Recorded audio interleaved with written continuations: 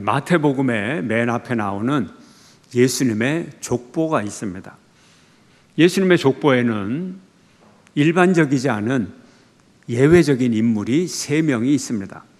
다말과 라합과 밧세바, 이 3여인입니다.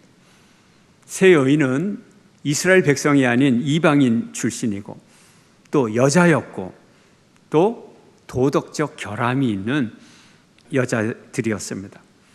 첫째 여인 다말이 누굽니까? 야곱의 12아들 중에 하나 유다의 며느리, 시아버지와 관계를 맺어 쌍둥이 아이를 낳은 여인입니다. 둘째 여인 라합은 누굽니까? 이스라엘의 정탐꾼을 도운 여리고성의 기생 출신입니다. 셋째 여인 밧세바는 누굽니까? 다윗의 부하 장수인 우리아의 아내였고 불륜과 살인의 과정을 거쳐서 다윗의 아내가 된 여인이었습니다.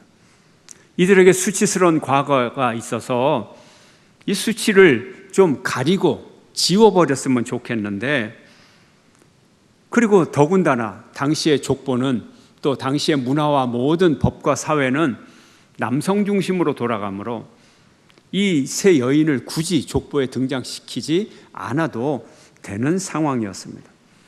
그런데 왜 굳이 3 여인의 이름을 성경책에 올려서 그들의 수치가, 부끄러움이 드러나게 했을까요? 그것이 목적이었을까요? 물론 그렇지 않겠죠. 오늘은 첫째 여인 다말의 사연을 알아보기로 하겠습니다. 과연 다말의 고통과 수치와 그의 두려움과 부끄러움과 또 교훈은 무엇일까요? 오늘 스토리는 아버지 유다와 시아버지 유다와 며느리 다말의 이야기입니다. 유다가 결혼하여서 3 아들을 낳았습니다. 엘과 오난과 셀라라는 3 아들을 낳았고 맏아들 엘은 다말이라는 여자와 결혼을 하게 됩니다. 아내로 맞아들이게 됩니다. 그런데 유다의 큰 아들 엘이 또 다말의 남편 엘이 갑자기 죽었어요. 하나님께서 그의 악행을 보고 그를 죽이셨다고 말합니다.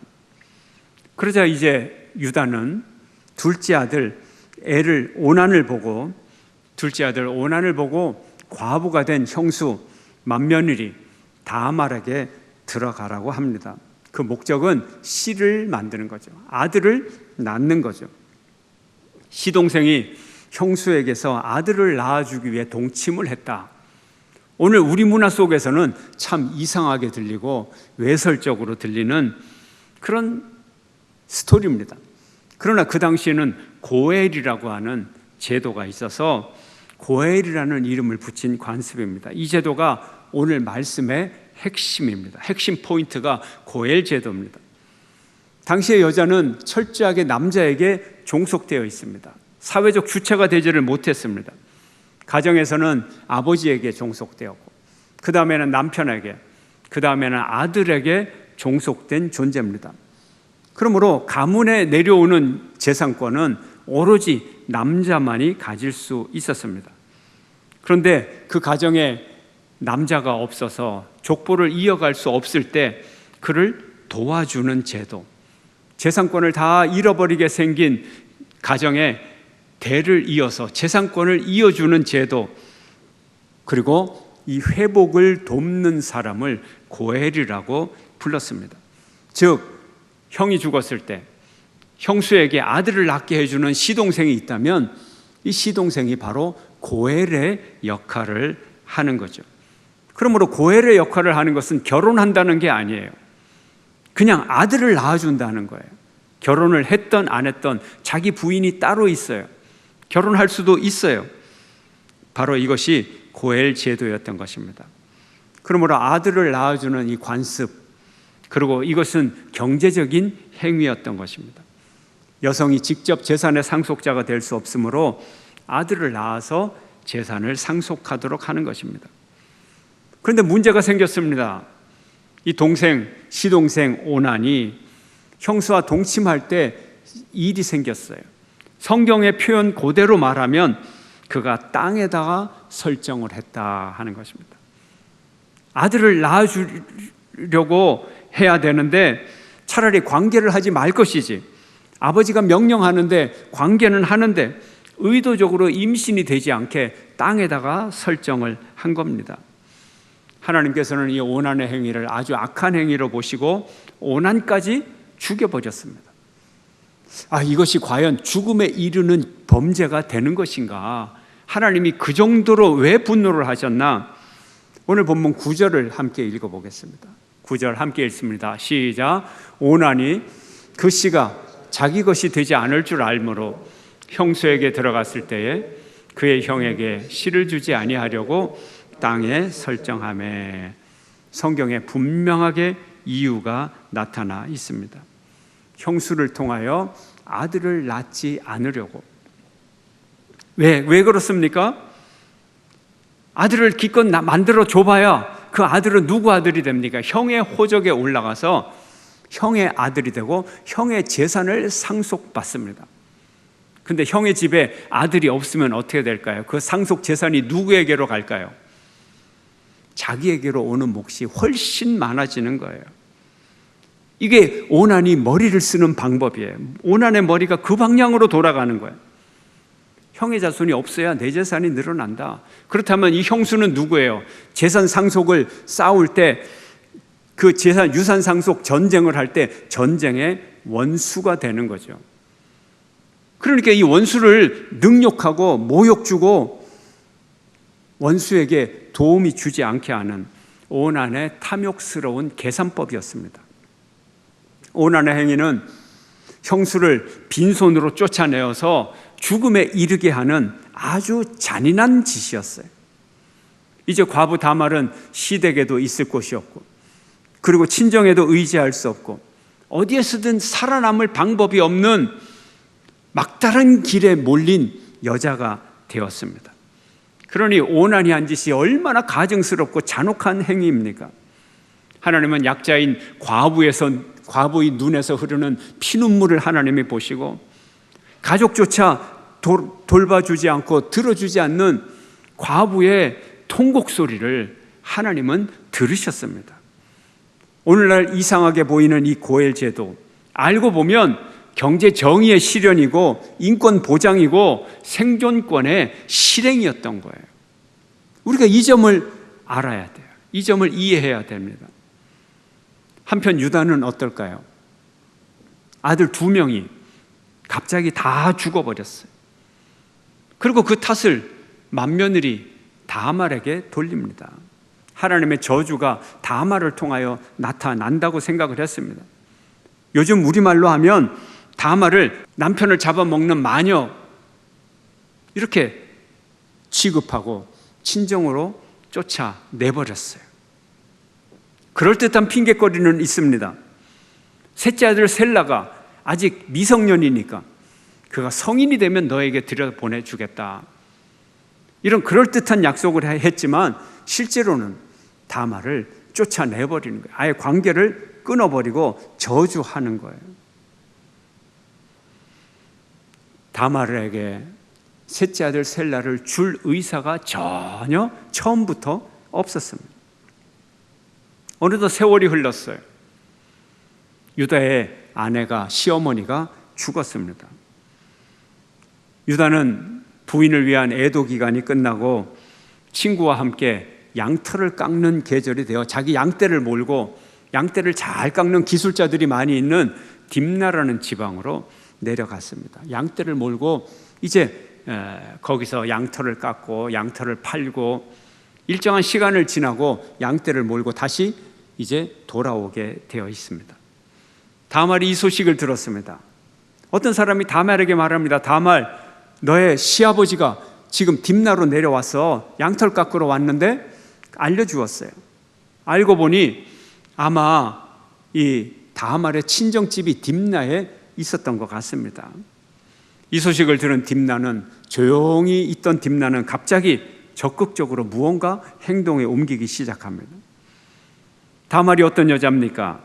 유다 집안의 큰 며느리가 되었고 남편이 죽고 시동생이 죽고 아들 셀라가 장성할 때까지 기다리라고 친정집에 와 있고 그리고 과부로 있으면서 조신하게 지내라고 시아버지의 명령까지 받았고, 그동안에 오랜 시간을 조신하게 지냈는데, 심지어는 시어머니가 돌아가셨는데도 연락도 받지 못하는 그런 완전히 가정에서 소외된 시간을 보냈습니다. 배제된 시간을 보냈습니다.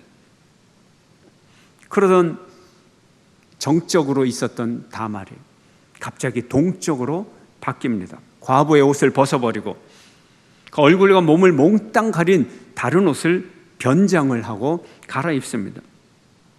그리고 딥나의 성문 앞에 길목에 앉아서 시아버지 유다가 지나가기를 기다리고 있었습니다. 성경은 그 이유를 우리에게 말합니다. 14절 말씀입니다. 14절 함께 읽습니다. 시작. 그가 그 과부의 의복을 벗고 너울로 얼굴을 가리고 몸을 휩싸고 딥나 길곁 에나임 문에 앉으니 이는 셀라가 장성함을 보았어도 자기를 그의 아내로 두지 않음으로 말미암음이라. 시아버지 유다를 만나서 아버님 안녕하셨어요. 웬일이세요? 셀라는 다 컸죠? 이제 시간이 지나서 성인이 되었는데 저에게는 왜 안 주시죠? 이렇게 따지고 싶었어요. 그랬으면 얼굴을 왜 가립니까? 옷을 왜 갈아입습니까? 그 말을 했는데, 하고 싶은데 그 말을 해봐야 통하지도 않을 것 같아요. 그래서 이 메시지를 전달하는데 다른 방법으로 이 메시지를 전달하려고 하는 것입니다. 무슨 메시지일까요? 다른 방법은 어떤 방법일까요? 한번 볼까요? 변장을 하고 성문 앞에 다말이 유다를 기다리고 있었어요. 그런데 저기 마침 유다가 걸어오고 있습니다. 그런데 이 유다가 다말을 딱 쳐다봅니다. 물론 자기 며느리인지는 전혀 모르죠. 쳐다보더니 다가옵니다. 다가와서 그 다말을 창녀로 여깁니다. 우리는 이제서 압니다. 다말이 갈아입은 옷이 창기의 옷이었구나. 그런데 더 희한한 일이 일어납니다. 유다가 더 적극적으로 다가와서는 당신 나하고 잘 수 있냐고 먼저 흥정을 시작하는 거예요. 먼저 성매매를 요청하는 거예요. 성매매가 뭡니까? 한쪽은 성을 주고 돈을 받고 한쪽은 돈을 주고 성을 받는 것, 성과 돈의 매매, 이것이 성매매 아닙니까? 당연히 가격 흥정이 있어야 되겠죠. 다말이 유다에게 묻습니다. 성매매의 대가로 얼마를 줄 겁니까? 염소 새끼 한 마리면 되지 않겠소? 아, 좋습니다. 근데 염소 새끼가 어디 있습니까? 없습니다. 어떻게 하려고요? 후불로 하겠습니다. 후불을 어떻게 믿습니까? 담보물을 주십시오. 당신의 도장과 급금과 손에 들고 있는 지팡이를 주시오. 그 당시에는 진흙으로 이 인장 반지를 만들어서 손에 끼고도 다니지만 크니까 불편하니까 그거를 목에 매달기도 하고, 우리가 보듯이 아예 반지가 아닌 아예 도장 자체를 도장 모양으로 만들어서 또 갖고 다니기도 했어요. 한결같이 다 끈으로 목걸이처럼 목에 떡 걸고 다녔어요. 그리고 지팡이에다가도 자기 엠블럼을 찍든지 상징을 찍든지 아니면 거기다 이름을 써넣어서, 그래야 지팡이가 많을 때 자기를 찾죠. 한마디로 신분이 드러나는, 아이덴티파이가 되는 그런 물건을 2개를 담보물로 요구를 했어요. 성매매를 먼저 흥정하면서까지, 중요한 물건을 담보물로 주면서까지 여자의 몸을 갖고 싶었나 봅니다. 그것도 부인이 죽고 애도 기간이 끝나자마자 얼마 지나지 않아서 그가 하는 짓이 이런 짓거리였습니다. 성경은 말합니다. 그날의 관계로 다말이 임신하였다. 다말은 유다와 동침한 후 그 자리를 떠나 베일을 다 벗고 다시 자신의 평상복 과부의 옷으로 갈아입었습니다. 유다는 이제 자기의 담보물을 찾기 위해서 직접 나서지를 못합니다. 신분이 드러나니까 친구를 보내서 염소 새끼 한 마리를 끌고 가서 이런 곳에 가면 이렇게 옷을 입은 여자가 있는데 가서 이것을 전달하고 내 담보물을 갖고 와라. 친구에게 부탁을 합니다. 친구가 염소 새끼 한 마리를 끌고 성문 앞에 가봤지만 아무도 없었어요. 그런 여자조차 없었어요. 얼마 안 지나서 불과 석 달이 지나 다말의 임신 소문이 퍼지기 시작합니다. 아니, 과부가 애를 뱄대. 어떻게 된 거냐? 이 좁은 동네에서, 이 좁은 바닥에서 도대체 누구의 아이냐? 이 소문을 들은 유다는 노발대발해서 그년을 끌어내어 불에 태워 죽이라고 명령을 내렸어요. 지가 무슨 재판관이라고 그런 명령을 내렸어요. 아마 법적인 권리가 아니라 양육권이나 뭐 이런 거로 방임되는 그런 관습이었던 것 같습니다. 사람들은 다말을 끌어내요. 정말로 불에 태워 죽일 기세로 그녀를 끌고 갑니다. 그때 다말이 한마디 합니다. 내가 담보로 잡은 이 물건이 있는데, 내 물건이 있는데 이 물건을 보여줘라, 시아버지에게. 25절 함께 읽습니다. 25절 함께 시작.